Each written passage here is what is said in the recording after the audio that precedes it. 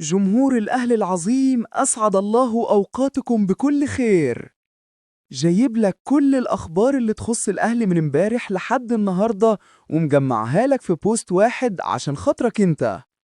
يلا صلي على النبي صلى الله عليه وسلم وحط اللايك الحلو بصباعك الجميل وتعالى خد شوية الأخبار دي على السريع.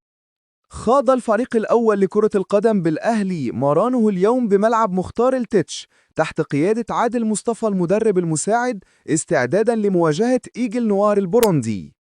يستروب سيقود مران الفريق بدءا من يوم الاثنين المقبل قبل السفر يوم الخميس إلى بوروندي. توروب لم يطلب التعاقد مع مصطفى محمد أو أي لاعب آخر. المدرب الدنماركي يرغب في التعرف على إمكانيات لاعبي الفريق أولاً، خاصة أنه يملك الوقت الكافي قبل حلول موعد الانتقالات الشتوية.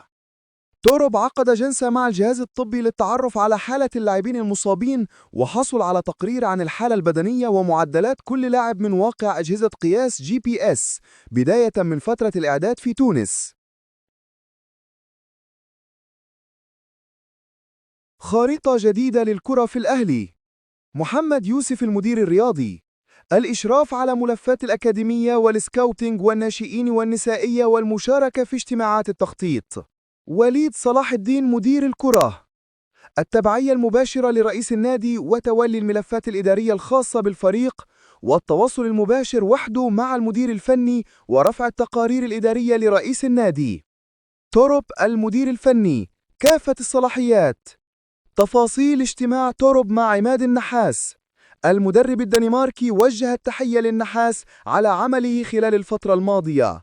توروب أشاد بالدور الكبير لعماد النحاس وجهازه المعاون في الفترة الانتقالية.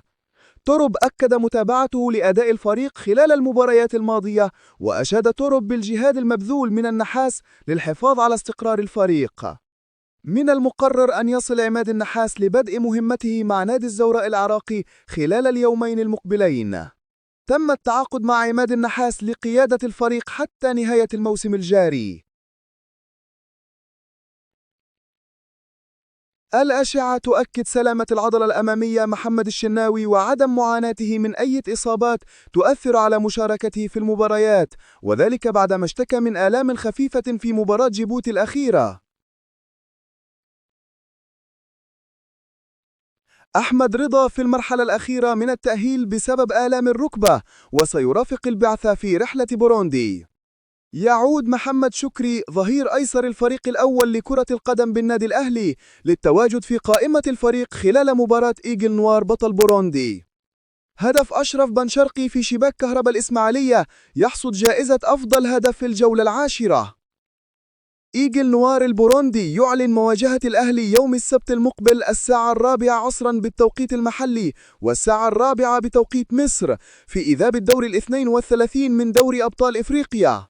المباراة الأولى للفريق يوم 18 أكتوبر في تمام الساعة 4 عصرا أمام إيجل نوار البوروندي في دوري أبطال إفريقيا. الجهاز الإداري للفريق بدأ تجهيز رحلة بوروندي بما في ذلك استخراج تأشيرات السفر للجهاز الفني بقيادة ياس توروب. في الوقت نفسه يعمل الجهاز الطبي على إصدار بطاقات صحية والحصول على نحو 7 تطعيمات للوقاية من الأمراض الوبائية بعد إصابة إمام عاشور بفيروس A. أفشى في رسالة لأنس النجار عبر قناة النادي الأهلي: يا أنس، إزيك، عامل إيه حبيبي؟ مبسوط إني هشوفك قريب إن شاء الله في مصر، وسلم لي على جهاد وقول له أفشى مستنيك، وهتيجي مصر تنور يا حبيبي، وتيجي النادي الأهلي والتيشيرت بتاعي جاهز، وإن شاء الله يا حبيبي أشوفك على خير وتنور بلدك التانية. أبيض. التونسي رشاد عرفاوي لاعب غزل المحلة. البطولات التي حققها علي معلول تجعله أسطورة من أساطير الأهلي، وهذا شرف لينا كتونسيين أن يكون لاعب تونسي أحد أساطير فريق كبير مثل الأهلي. والمصريون شعروا بالحزن أكثر من التونسيين على رحيله عن الأهلي، ولكن اعتزاله في ناديه الأم شيء جيد. منتخبنا يواجه غينيا بيساو في الجولة الأخيرة من تصفية كأس التصفيات في تمام الساعة 10 مساءً. أعلنت الصفحة الرسمية لمنتخب مصر عبر فيسبوك عن حضور 8 لاعبين في احتفالية التأهل إلى كأس العالم رغم أنهم غائبون عن لقاء غينيا بيساو. اللاعبون هم محمد صلاح، عمر مرموش، حمدي فتحي، مروان عطية، محمد عبد المنعم، نبيل عماد دونجا، وإمام عاشور. يسبق مباراة مصر وغينيا بيساو احتفالية خاصة على استاد القاهرة الدولي بمناسبة التأهل إلى كأس العالم، وسيتم تنظيم حفلة غنائية قبل اللقاء، وسيكون هناك بعض العروض بالألعاب النارية. الأهلي يفوز على مكيل الإثيوبي بنتيجة 41-11 في بطولة إفريقيا للأندية أبطال الدوري لكرة اليد. لو وصلت للآخر مستني إيه؟ اعمل شير ولايك عشان الأخبار دي توصل للغلابة اللي شبهنا.